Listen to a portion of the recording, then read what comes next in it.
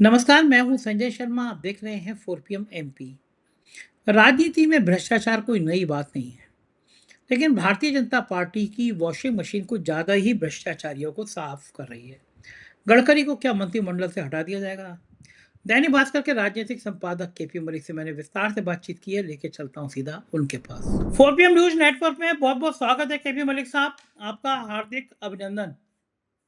बहुत बहुत धन्यवाद संजय जी, आपका भी और दर्शकों का भी बहुत बहुत धन्यवाद, आभार। अब आज तो आपकी शर्ट की तारीफ वारीफ होगी नहीं, क्योंकि टी शर्ट मुंबईया वाली पहनी हुई है आपने, तो इसलिए आपको आपका पहनूंगा नहीं। तारीफ सीधा चालू कर अब दीजिए। आप अब आप सीधे चालू करिए मोदी साहब की और शाह साहब की काबिलियत पर, उनके हुनर पर। गडकरी साहब की देखिए, ऐसी बैंड बजाई गडकरी साहब की कि गडकरी साहब खुद ही कह रहे हैं कि भाई मेरी उम्र हो गई, ये तुम पकड़ लो, मेरा पिंड छोड़ो। क्योंकि गडकरी साहब के बेटों की एथेनॉल की कहानी आ गई सामने। चीनी का मुद्दा बढ़ता चला गया, चीनी रॉकेट बन गई। तो गडकरी साहब अपनी झोली उठा के किनारे करना चाह रहे हैं, इससे पहले कि उनको मंत्रिमंडल से निकाल दिया जाए। तो क्या ये इस बुरे दौर में गडकरी जी सरेंडर क्यों कर गए?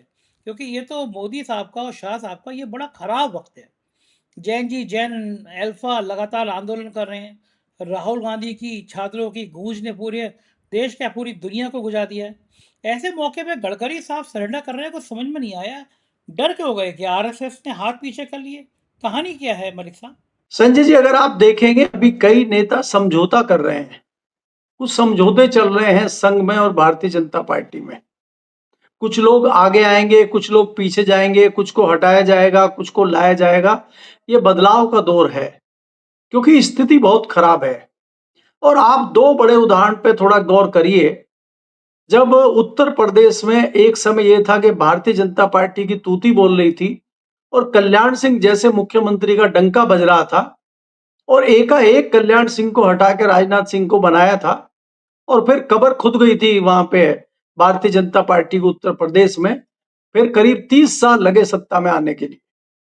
दूसरा उदाहरण आपके लिए दिल्ली का है, जहां साहब सिंह वर्मा कद्दावर नेता, दिल्ली के जाट नेता, जाटों की दिल्ली, वहां पे वो काबिज थे मुख्यमंत्री के रूप में। और यही प्याज वाली बड़ी घटना हो गई थी और उनका इस्तीफा लेकर सुषमा स्वराज को बनाया गया था। और सुषमा स्वराज जी ने ऐसा दफनाया भारतीय जनता पार्टी को दिल्ली में कि 30 साल लग गए वापस आने में। तो ये जो परिणति है, ये अब मैं केंद्र में देख रहा हूं संजय जी।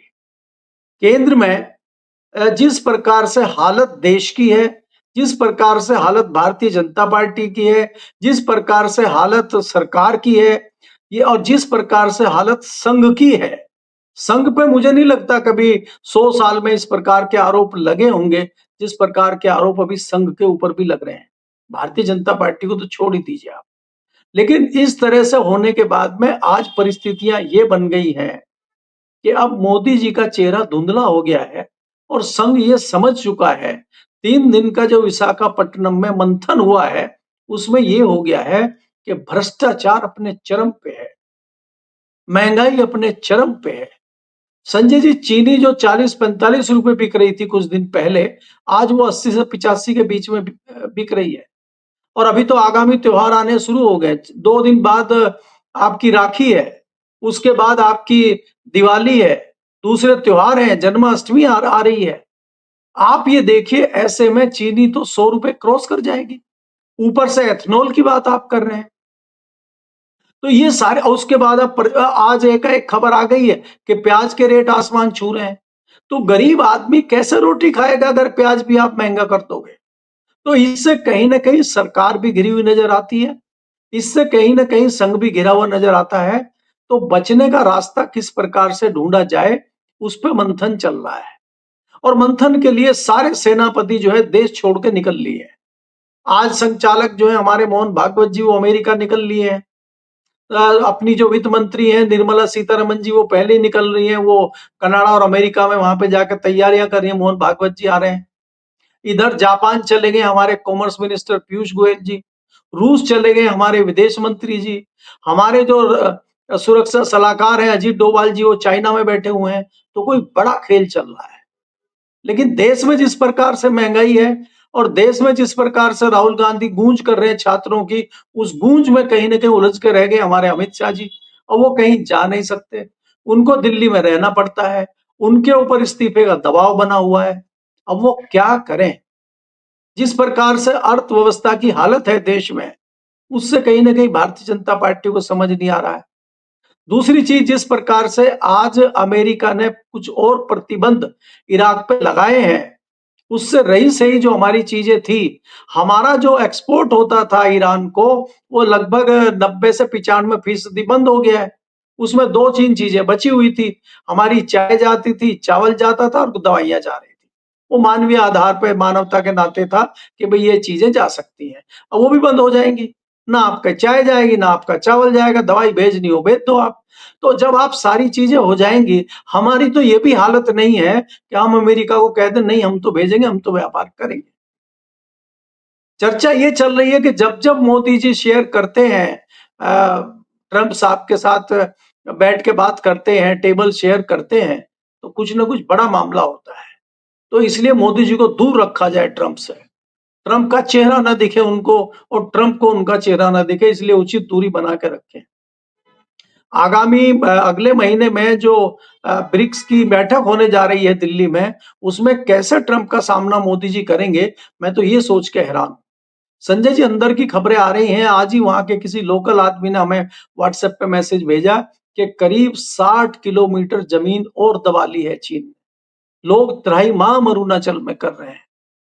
आप देखिए मोदी जी हर स्टेट में 10-10 बार जा चुके हैं, यूपी कितने चक्कर लग चुके हैं, आज तक मणिपुर नहीं गए।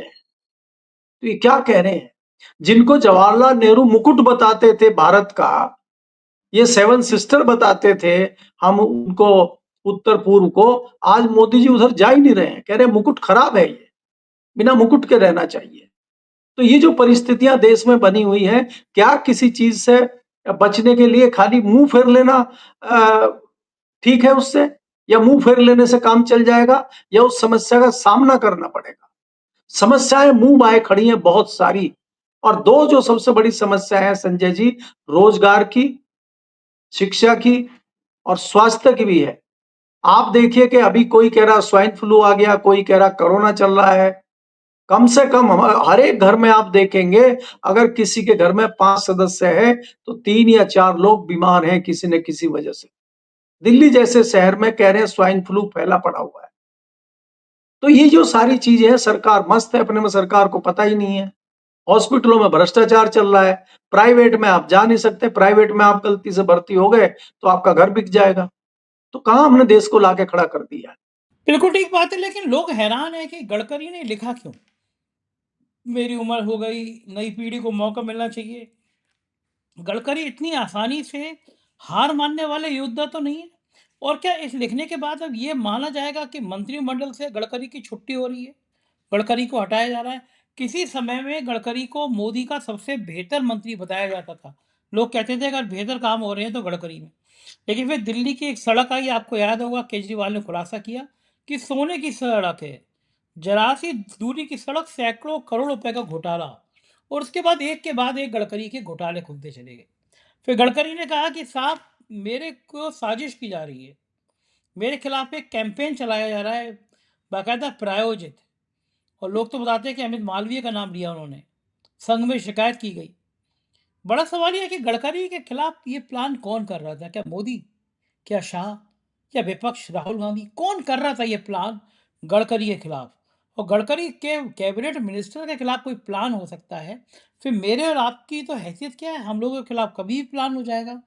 गडकरी क्या वास्तव में मंत्रिमंडल से छुट्टी पा जाएंगे? और अगर मंत्रिमंडल से हटाया जाता है गडकरी को, या खुद हटते हैं, तो इसका संदेश बीजेपी में क्या जाएगा? वसुंधरा राजे को डर लगेगा नहीं लगेगा? योगी आदित्यनाथ को डर लगेगा नहीं लगेगा? मनीष साहब, संजय जी देखिए, वसुंधरा राजे को डर लग के अब क्या होगा? अब तो डर उनका निकल चुका है, अब क्या रखा है डर करने में? अब तो गंगा में पानी बह चुका है। अब योगी जी का अगर 9 साल में कुछ नहीं बिगड़ा तो अब क्या बिगड़ेगा अंत में? डरना वरना उनका निकल गया है। आपने जो सवाल पूछा है कि गडकरी जी को कौन हटाना चाहता है, भाई वो थ्योरी है ना, पुलिस की थ्योरी है। अगर किसी का मर्डर हुआ है, किसी के घर में डकैती हुई है, तो पुलिस किस थ्योरी पे जांच करती है कि भाई इसके मर्डर होने से फायदा किसको हो रहा है, तो उस एंगल पे जांच करते हैं। अगर गडकरी जी हटते हैं तो उसका फायदा किसको होगा? गडकरी जी के कंपटीटर संजय शर्मा या केपी मलिक तो है नहीं, ऐसा तो है नहीं कि ट्रांसपोर्ट मिनिस्ट्री आपको या मुझे मिलेगी कल सुबह, हम शेरवानी वगैरह सिलवाएं, ऐसा तो कुछ है नहीं। गडकरी जी कंपटीटर किसके थे? गडकरी जी क्या कर सकते थे? क्या गडकरी जी को प्रधानमंत्री का चेहरा बनाया जा सकता था क्या? तो इसलिए गडकरी जी के पर कतरे गए हैं। दूसरी बात यह है कि योगी जी की जो हम लगातार बात करते हैं कि योगी जी के पीछे कौन पड़ा हुआ है, योगी जी के पीछे वही पड़ेगा जिसके लिए वो खतरा साबित होते हुए दिखाई दे रहे हो। तो ये तो एक औसत बुद्धि वाला व्यक्ति भी संजय जी समझ सकता है कि कौन खतरा बना हुआ है। अमित मालवीय जी अगर पड़ेंगे पीछे गडकरी के, तो अमित मालवीय तो ट्रांसपोर्ट मिनिस्टर बन नहीं रहे, उनके आका बन सकते हैं। तो वो अपने आका के लिए रास्ता साफ कर सकते हैं, और उनके आका का नाम तो आप जानते ही हैं। इसीलिए तो अब उनके आका के जितने लोग जहां-जहां थे, उनको चुन-चुन के हटाया जा रहा है। कुछ को हटा दिया गया है और कुछ को बहुत जल्द आप हटते हुए देखेंगे। क्योंकि आका के पर कतरे जा रहे हैं। आका के सबसे बड़े कंपटीटर जो थे, वो गडकरी जी थे। और इसीलिए महामानव भी डरे हुए हैं, क्योंकि उनके भी कंपटीटर वही हैं। तो इसलिए जो मैंने आपको कल भी ज़िक्र किया था, और मैंने आपको बताया था कि ये जो सत्ता का त्रिशूल था, ये जो इनके हाथ में था, वो सत्ता का त्रिशूल इनके हाथ से छिन गया है। और इनके जो महामानव थे, उन्होंने समझौता कर लिया है कि हमें तो एक पाया सा पकड़ा दीजिए, बस सत्ता के जो 3 शूल हैं ये, एक शूल हमें पकड़ा दीजिए और 2 मोहन भागवत जी आप रख लीजिए, आप जैसे चाहें करें, और राम माधव जी को भेज दीजिए, ये अपना करते रहें। तो उस जो त्रिशूल था सत्ता का, वो उन्होंने ले लिया, एक शूल मोदी जी को दे दिया, बम-बम चल रहा है। अब जिनको कुछ नहीं मिला वो दिक्कत में है, और जिनको मिल गया, जिनकी लॉटरी किसी की खुल गई है, किसी की खुलने वाली है। और वसुंधरा जी आ गई हैं इतने दिन बाहर रहते हुए। राम माधव जी आ गए हैं, बाकी लोग आ रहे हैं, आने की तैयारियां कर रहे हैं। अब कहाँ हैं बेचारे हमारे दोस्त संजय मयूख, कहाँ है अरुण सिंह जी, कहाँ है नरोत्तम मिश्रा जी? आपको पता है ना, नरोत्तम मिश्रा जी के कुछ और क्रांतिकारी साथियों ने इस्तीफा भारतीय जनता पार्टी से ही दे दिया। तो ये क्या हो रहा है पार्टी में? तो इसलिए आपको ये देखना होगा कि जो बुझा बुझा चेहरा चाणक्य जी का दिख रहा है, और चाणक्य जो गफलत में है, चाणक्य जो दिक्कत में है, वो दिक्कत का कारण क्या है? देखिए, बहुत सारी चर्चाएँ विशाखापट्टनम में हुई है। विशाखापट्टनम में एक-एक चीज़ की चर्चा हुई है, 3 दिन लगे हैं, वहाँ कोई 1 दिन की चर्चा नहीं हुई है, और गंभीरता से चर्चा हुई है। और मैंने एग्ज़ाम्पल दिया आपको दिल्ली का और लखनऊ का, यूपी की सरकार का, कल्याण सिंह का, राजनाथ जी का। तो वही परिणीति क्या दिल्ली में तैयार हो रही है, क्योंकि समस्याएँ इतनी ज़्यादा हो गई हैं कि आप सँभाल नहीं पाएँगे। कॉकरोच साहब फिर बैठ रहे हैं 5 तारीख से। राहुल गांधी झंडा लिए घूम रहे हैं, वो तो अब सड़क पे उतर जाते हैं, वो देख ही नहीं रहे कहाँ बैठना है कहाँ नहीं बैठना है। वो तो कहीं भी सड़क पे बैठ जाए, वो पता चला गाड़ी में जा रहे हैं, और अब देखें बस स्टॉप पे झगड़ा हो रहा है, वो गाड़ी रोक के वहां बैठ जाएंगे बस स्टॉप पे, हाँ भाई बताओ, चलो चले एफआईआर करने। पास में थाना कौन सा है? वो बोलेगा जी कमला नगर थाना है, कोई बोला नहीं नहीं दिल्ली विश्वविद्यालय थाना नजदीक है, तो चलो वहां चले। भाई गए थे ना मंदिर मार्ग लेके उसको, उस लड़के को मंदिर मार्ग थाना ले गए, वहां एसएचओ ने कहा कि साहब यहाँ तो हम कर नहीं पाएंगे, आप वहाँ डीसीपी साहब के पास चले जाओ। बोला वो कहाँ है? संसद मार्ग थाना। बोल चलो चलो। तो जब वो इस पे उतर आए हैं, तो आप उनका मुकाबला कैसे करेंगे? उनके पास खोने को क्या है? वो तो जो खोना था खो चुके हैं। तो परिस्थितियां इतनी विकट और गंभीर हो चली हैं कि इनको समेटना अब मुझे नहीं लगता इस सरकार के बस का है। और सरकार के चाणक्य हो, सरकार की रणनीति हो, हर रणनीति हर जगह फेल होती हुई दिखाई दे रही है। और सबसे बड़ा कारण जो है संजय जी, अब जो पहाड़ टूटने वाला है महंगाई का, इससे त्राहिमाम लोग हो जाएंगे, और फिर इसको कंट्रोल करना वो इनके बस का नहीं है। तो फिर ये कह देंगे भैया तूफान आ गया, बाढ़ आ गई है, हम तो कुछ कर नहीं पाएंगे, अपना अपना इंतजाम खुद कर लो। मोदी जी ने कह दिया था ना कोरोना में कि भाई साहब अपना अपना इंतजाम खुद कर लो, हमारे कहने से एक काम कर लो, टॉर्च वगैरह जला लो बालकोनी में, और ताली और थाली बजा लो, डर का शायद कोरोना भाग जाए। तो ऐसा ही हम कहेंगे भैया महंगाई आ गई है, हम क्या करें, चीनी महंगी हो गई है, हम क्या करें, प्याज महंगा हो गया है, तो इनको तो कुछ करना ही नहीं है। अरे भाई जो मंदिर की चोरी पे कुछ नहीं कर रहे, वो प्याज पे क्या करेंगे? तो इसलिए ये कुछ नहीं करेंगे, करना सब जनता को है। तो जनता में जो लोग हैं, चाहे वो राहुल गांधी हैं, चाहे वो दूसरे लोग हैं, चाहे वो अखिलेश यादव हो, चाहे जो भी हो, अब करना तो उनको है, तो इनको कुछ नहीं करना। बिल्कुल ठीक कह रहे हैं, इनको कुछ नहीं करना। और राहुल गांधी भी चुन-चुन के नावी पे वार कर रहे हैं। जैसे रावण की नाभि में अमृत था ना, तो वैसी नाभि देख रहे हैं। इलाहाबाद पुणे और अब सुनने में आ रहा है कि नागपुर में छात्रों का कार्यक्रम करने जा रहे हैं। हम्म। समझ सकते हैं आपको नागपुर में क्यों हो रहा है? नागपुर में बैठ के मनुस्मृति की बात की जाएगी, सबसे वाहियात ग्रंथ की बात की जाएगी। कहा जाएगा भाई नागपुर में केवल आरएसएस मुख्यालय पे पंडित जी लोगों को कब्जा क्यों, सिर्फ ब्राह्मण क्यों, हमेशा रज्जू भैया के अलावा ब्राह्मण ही अध्यक्ष क्यों, संयोजक क्यों बनता है?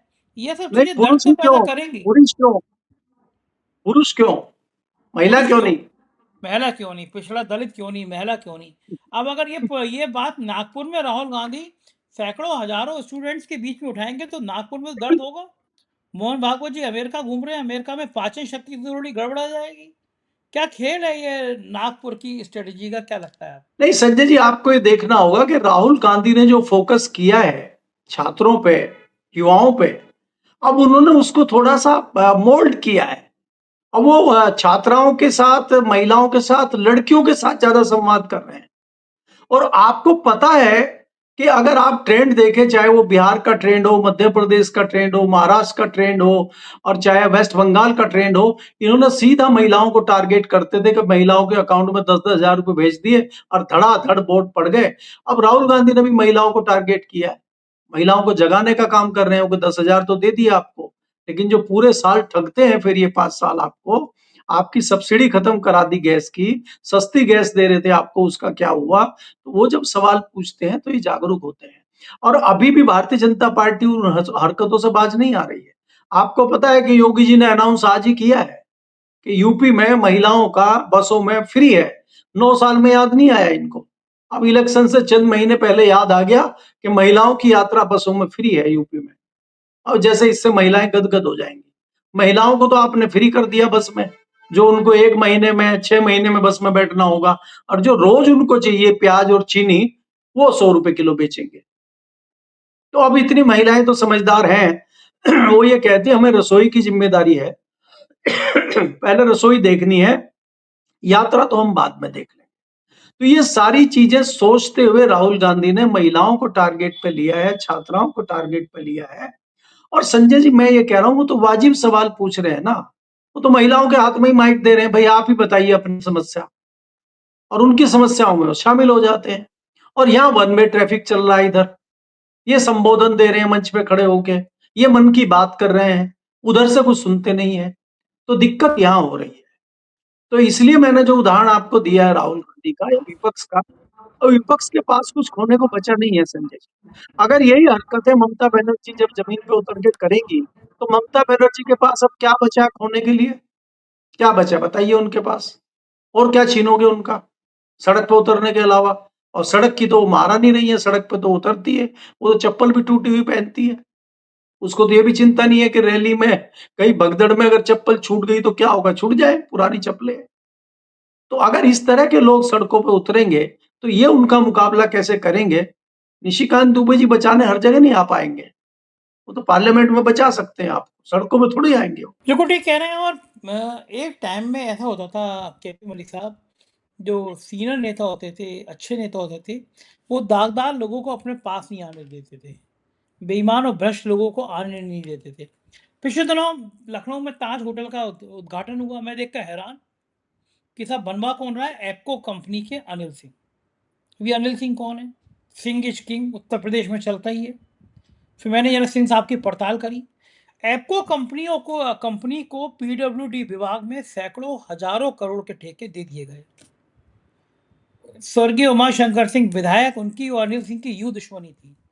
बनारस के एक ठेकों को लेकर मुख्यमंत्री के यहाँ 6-6 बार शिकायतें हुई, जांचें हुई। अनिल सिंह की कंपनी रातों रात स्टार बन गई, सैकड़ों हजारों करोड़ के ठेके लेने लगी। पूर्वांचल एक्सप्रेसवे जो धंसा, उसमें भी भाई साहब की कंपनी ने पूर्वांचल एक्सप्रेसवे का काफ़ी हिस्सा बनाया था। फिर मुझे पता चला कि इनकी कंपनी में 2013-21 में इनकम टैक्स की रेड हुई थी। सीबीआई की एक जांच में इनका नाम, एफआईआर हुई थी या नाम आया था।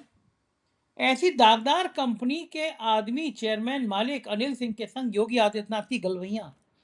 योगी आदित्यनाथ बैठे हैं, वहीं पे एक पंडित जी अनिल सिंह के बराबर में बैठे हैं, कोई शर्मा है, राजकुमार शर्मा, जो भी नाम हो। बताया तो उन पंडित जी को लिए लेने के लिए अनिल सिंह का चार्टर जाता है। पंडित जी योगी जी के बराबर में बैठे हुए हैं, गुरु हैं अनिल सिंह के, उन चार्टर जहाज है अनिल सिंह पे। तो ये जो ऐसे लोग हैं जिनके लिए, और खासियत क्या है कि अनिल सिंह ने भारतीय जनता पार्टी की वॉशिंग मशीन में इलेक्टोरल बॉन्ड खरीदने में 30 करोड़ रुपए का चंदा दिया था। 30 करोड़ का चंदा दिया तो सारे गुनाह माफ। क्या नैतिकता है? अब योगी जी किस मुंह से कहेंगे कि ईमानदार हूँ, ईमानदारी की बात करता हूँ? ऐसे भ्रष्ट आदमी को, जिसके यहाँ इनकम टैक्स की रोड हो रही है, सीबीआई में नाम आ रहा है, 30 करोड़ का चंदा ले रहा है, उसको योगी जी बराबर में बैठाए हुए हैं। अब लोग ठाकुरवाद की बात करते हैं, मैं इन बात में यकीन नहीं करता, लेकिन ऐसी चीज़ों से थोड़ा बचना चाहिए। मुख्यमंत्री कार्यालय को बताना चाहिए, भाई अनिल सिंह केवल ठेकेदार है, विशुद्ध ठेकेदार है, ठेकेदारी की लाइजनिंग करता है, पीडब्ल्यूडी में ठेकों के लिए लॉबिंग करता है, बड़े बड़े ठेकों की लॉबिंग करता है। मुख्यमंत्री जी थोड़ा दूर रखिए इससे, ऐसे आदमी से। देखिए मुख्यमंत्री जी बैठे हैं, ये सब क्या है? संजय जी, इसी भारतीय जनता पार्टी का एक बड़ा उदाहरण आपको देता हूं। हालांकि व्यक्ति वो दिल से बहुत अच्छे हैं, लेकिन वो उनको माना अच्छा नहीं जाता। डीपी यादव बहुत बड़े बाहुबली हैं उत्तर प्रदेश के, आप सब जानते हैं। और सांसद भी रहे और मंत्री भी रहे, और वो वास्तव में लोगों की मदद करने वाले व्यक्ति हैं। लेकिन जब उन्होंने भारतीय जनता पार्टी ज्वाइन की और प्रेस कॉन्फ्रेंस हुई, कुछ पत्रकारों ने सवाल पूछे, तो भारतीय जनता पार्टी के लोग असहज हो गए और वाजपेयी जी ने तत्काल उनको बाहर करने का आदेश दिया। मतलब कुछ घंटे वो भारतीय जनता पार्टी में रह पाए। और वाजपेयी जी ने, जब हमने उनसे बात की, तो उन्होंने बड़े भावुक मन से बताया कि वाजपेयी जी ने मुझे बुला के ये कहा कि आप नेताजी के सामने चुनाव लड़िए और हम आपके साथ हैं। लेकिन वाजपेयी जी को, अडवाणी जी को और पूरी पार्टी को ये लगा कि हम एक पैंतरेबाजी के लिए, एक सीट की पैंतरेबाजी के लिए पूरी पार्टी की बदनामी नहीं कर सकते, क्योंकि हम सिद्धांतवादी पार्टी हैं। एक तो वो भारतीय जनता पार्टी थी, एक आज की भारतीय जनता पार्टी है। आप खाली एक ही अनिल सिंह को क्यों गिन रहे हैं? शुरू कर दीजिए उधर आसाम से लेके आपका बिहार, आपका वेस्ट बंगाल। वेस्ट बंगाल के मुख्यमंत्री कौन है? बिहार के मुख्यमंत्री कौन है? यूपी में तमाम दूसरे मंत्री कौन है? आजकल तो ये गहना बन गया, आजकल तो ये उनकी टीआरपी है, आजकल तो ये उनका एक गुण है बड़ा, जिसकी वजह से वो हमसे आगे, आपसे आगे निकल रहे हो। आजकल जितने बड़े आप नंग हैं, जितने बड़े भ्रष्टाचारी हैं, जितने बड़े डकैत हैं, ये इतना ही अच्छे व्यक्ति हैं आप राजनीति के लिहाज से। मुझे तो याद आता है जब चौधरी चरण सिंह के किस्से हमारे सीनियर जर्नलिस्ट और बाकी लोग सुनाते हैं कि चौधरी चरण सिंह ने आगरा क्षेत्र में किसी को टिकट दे दिया विधायकी का, और जब वो प्रचार करने गए तो वो गाड़ी में जब जा रहे थे तो गांव के लोग कुछ बैठ गए, वहां के जो पुराने लोग थे उन्होंने पूछा, हाँ भाई क्या चल रहा है, कैसे है? बोला सर बाकी तो सब ठीक चल रहा है, ये टिकट कैसे दे दिया आपने इसको? बोला क्यों? बोला ये तो एक नंबर का नशेड़ी है। और वो बेचारा दारू पीता था सिर्फ। देखिए, आज तो दारू पीना अपराध ही नहीं है। और जब ये पता लगा चौधरी साहब को कि ये व्यक्ति दारू पीता है, वो बाकायदा मंच पे पहुंचे और उन्होंने ये कहा कि भाइयों देखो, मेरे से बहुत बड़ी गलती हो गई है, मेरे से बहुत बड़ा अपराध हो गया है। और वहां के जो लोकल लोग थे बोले, चौधरी साहब का कह रहे हैं, का कह रहे हैं चौधरी साहब, इनसे कहा अपराध हो सकता है? तो उन्होंने कहा कि मेरे से अपराध हो गया और मेरे से एक नशेड़ी को टिकट दिया गया गलती से। तो भाई ऐसा नहीं है कि ठीक, एक गलती तो हो गई, दूसरी गलती कतई नहीं होनी चाहिए। ये कहीं ऐसा ना हो जीत जाए, तो इसको हराना है। अब आप बताइए, क्या जिस पार्टी से आप चुनाव लड़ रहे हैं और वरिष्ठ नेता आपके आए हैं और वो आपको कह रहे हैं कि जिताना नहीं हराना है? ये भी राजनेता थे। और आज योगी जी उनका प्रचार कर रहे हैं, ताज होटल की चाय की चुस्कियां ले रहे हैं, क्योंकि बाबा ने चाय वगैरह मठ में तो इतनी बढ़िया मिलती नहीं, ना सचिवालय में मिलती। ताज तो ताज है, तो जो ताज में मिल रही है वहां पे तो चाय की चुस्कियां ले रहे हैं, खूब जो है नाश्ता कर रहे हैं। तो वो तो करना ही पड़ेगा, गलबैया तो डालनी पड़ेगी। इसीलिए राजनीति जो है धरातल में चली गई है संजय जी, रसातल में चली गई है। इसीलिए राजनीतिक लोगों से आम आदमी को घिन आने लगी है। और आपने खुद कहा ना कि उन्होंने पार्टी में बॉन्ड ले लिए, पार्टी में चंदा दे दिया। तो डकैती डालो और चंदा दे दो, और आप साफ सुथरे धुल गए वॉशिंग मशीन में, चकाचक आपके कपड़े हो गए। और जो एक सीधा सच्चा व्यक्ति है वो तो चुनाव नहीं जीत पाएगा। तो आज की डेट में संजय जी ये हो गया है कि भले आदमी का जमाना ना राजनीति में है, ना किसी नौकरी में है। आप बताइए, एक नौकरशाह आपके मुंबई में अच्छा काम कर रहा है, फूड वाला, जो फूड कमिश्नर है वहां का, तुकाराम, वो सेलिब्रिटी बन गया है। मेरी नजर में सेलिब्रिटी नहीं है वो तो एक ईमानदार व्यक्ति है, अपना काम कर रहा है जो काम उसको दिया गया है। वो कोई अनोखा काम थोड़ी कर रहा है। लेकिन हालात ऐसे हो गए हैं कि एक व्यक्ति अगर अच्छा काम कर रहा है वो भी सेलिब्रिटी है। कई लोग मुझे सेलिब्रिटी बता रहे हैं कि मलिक साहब आप और संजय जी बहुत अच्छा काम कर रहे हैं, हमारे लिए जो है आप सेलिब्रिटी है। मैंने क्यों? अरे बोला आप सच बोल रहे हैं, आज के जमाने में सच बोलने की हिम्मत कौन कर रहा है? मैं कहा नहीं नहीं, ये गलतफहमी मत पालो भाई, हम जो कर सकते हैं वो कर रहे हैं, और ये कोई हम नई बात नहीं बोल रहे हैं। ये तो हमें सिखाया गया, हमारे परिवार ने सिखाया, हमारे पिताजी ने सिखाया, हमारी माँ ने सिखाया। हमको अनोखा काम नहीं कर रहे भाई। तो जब तक है हम इस तरह की चीजों को जिंदा रखें। हमने तो अपने पिताजी को, अपने दादाजी को खेत में बीज बोते हुए देखा है, और जब वो बीज बोते थे सबसे पहले राम का नाम लेते थे, भाई लो राम का नाम और शुरू करो। और फिर बीज मुट्ठी भर के ऐसे उठाएंगे और बीज की मुट्ठी को ऐसे माथे से लगाएंगे, और वो ये कहेंगे चिड़िया का, कौवे का, तोते का, गिद्ध का, सबका नाम लेते हो बिखेर दो बीज। उनको पता है कि आधा बीज तो पंछी चुग जाएंगे, आधा बीज बर्बाद होगा, और इसमें से 10% जो बीज उगेगा उसमें अपना भी पेट भरेंगे और देश की जनता का भी पेट भरेंगे। संजय जी, आज भी किसान अपना पेट बाद में भरता है, पहले जनता का पेट भरने का काम करता है। और ये राशन फ्री बांट रहे हैं, ये कह रहे हैं हम दे रहे हैं राशन, ये कह रहे हैं कि सही हम बात। राशन दे रहे हैं। जी। सही है, बिल्कुल सही कह रहे हैं। और जब आपने राम का नाम लिया तो अयोध्या का ज़िक्र करना ज़रूरी है। वहाँ पे एक कारसेवकपुरम में शायद एक कोई ओम आश्रम था। वहाँ पे एक सभा हो रही थी साधु संतों की, चंपत राय की कारगुजारियों की। पुलिस ने आकर रुकवा दी सभा। संत नारे लगाने लगे, चंपत राय चंदा छोड़, गद्दी छोड़, अयोध्या छोड़। ऐसे नारे लग रहे हैं, पता नहीं चंपत राय और नृपेंद्र मिश्रा को योगी जी बचा क्यों रहे हैं? क्या कहानी है? नहीं संजय जी, अगर आप देखेंगे ये बचाने की खाली बात नहीं है, मुंह नहीं खोल रहे हैं, आप मुंह भी नहीं खोल रहे हैं। देखिए, जब कत्लेआम हुआ था गुजरात में 2002 में, वाजपेयी जी ने कई सारे बयान दिए थे, और कड़वे बयान दिए थे वाजपेयी जी ने, और वाजपेयी जी इनको तत्काल हटाना चाहते थे, वो नहीं हटा पाए। लेकिन उन्होंने, वैसा नहीं हो गया कि चुप करके बैठे, आंखें बंद करके बैठ जाए। आज आप मंदिर चोरी पे आंखें बंद करके बैठे हैं, जबान बंद करके बैठे हैं, आप वक्तव्य तक नहीं दे रहे हैं। तो ये जताता है कि आपकी इसमें 100% इसमें संलिप्तता है, बिना उनके हो ही नहीं सकता। चंपत राय की इतनी हिम्मत ही नहीं है। चंपत राय जी अगर 9 पेज की चिट्ठी लिख रहे हैं तो वो हवा में नहीं लिख रहे हैं, इसमें बहुत सारे लोग इन्वॉल्व हैं और सब नप जाएंगे। इसलिए चंपत राय जी चौड़े होकर घूम रहे हैं, और वास्तव में चंपत राय का कुछ नहीं बिगड़ेगा। चंपत राय तो माध्यम है, चंपत राय तो जो आपके सामने दिख रहे हैं वो है, बाकी बात कुछ और है। स्पीकर, उनका मुंह स्पीकर है, आवाज कहीं और से आ रही है। उनके हाथ रोबोट के हाथ हैं, वो हाथ के संचालित कहीं और से किए जा रहे हैं। वो है। तो ये दिल्ली जा रहा है पैसा के, नागपुर जा रहा है, उसी, वो तो बात की बात है। लेकिन इसमें मामला है कुछ न कुछ जरूर, और समय आने पर खुलेगा। हालांकि होगा कुछ नहीं, अभी मैं संजय जी बता दूं, ये हम और आप जैसे जो है बोलते रहेंगे, होना कुछ नहीं है। क्योंकि जनता में भी काफी लोग ऐसे हैं जो अंधभक्त बने हुए हैं आज भी, उनकी आंखें नहीं खुलेंगी। भगवान के मंदिर में चोरी हो, डकैती हो, तब भी किसी व्यक्ति की आंख ना खुले, तो फिर उसकी आंख इसलिए नहीं खुलेगी क्योंकि वो सोने का नाटक कर रहा है और जगा हुआ है, सिर्फ आंखें बंद कर रखी है। जो सचमुच सो रहा हो उसको तो जगाया जा सकता है, और जो सोने का नाटक कर रहा हो उसको कैसे जगाओ?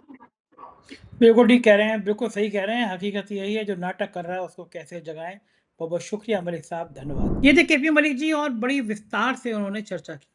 बात सच है, राजनीति में भ्रष्टाचार इतना बढ़ गया है, भारतीय जनता पार्टी के वॉशिंग मशीन में कैसा भी कूड़ा-करकट, कैसा भी भ्रष्टाचारी, बलात्कारी डाला जाए, बीजेपी उसको साफ कर देती है।